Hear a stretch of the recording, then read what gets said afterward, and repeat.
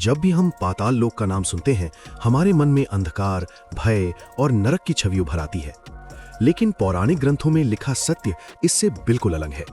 पाताल लोक कोई नरक नहीं था, बल्कि एक रहस्यमय, समृद्ध और शक्तिशाली लोक था। भागवत पुराण, विष्णु पुराण और महाभारत बताते हैं कि ये लोक धरती के नीचे स्थित था और इसे सप्त पाताल कहा गया। अतल, वितल, सुतल, तलातल, महातल, रसातल और अंत में पाताल। इन 7 लोकों में सबसे प्रसिद्ध था सुतल लोक, जहां शासन करते थे महान दानव राजा महाबली राजा बलि। वही राजा बलि जिनकी भक्ति से प्रसन्न होकर भगवान विष्णु ने उनसे वचन दिया, मैं स्वयं तुम्हारे द्वार पर रक्षक बनकर रहूंगा। यही कारण था कि पाताल लोक को स्वर्ग से भी अधिक वैभवशाली कहा गया। पुराणों में वर्णन मिलता है कि वहां सोने और रत्नों से बने महल थे, सूर्य नहीं था, फिर भी पूरा लोक नागमणियों की दिव्य रोशनी से चमकता रहता था।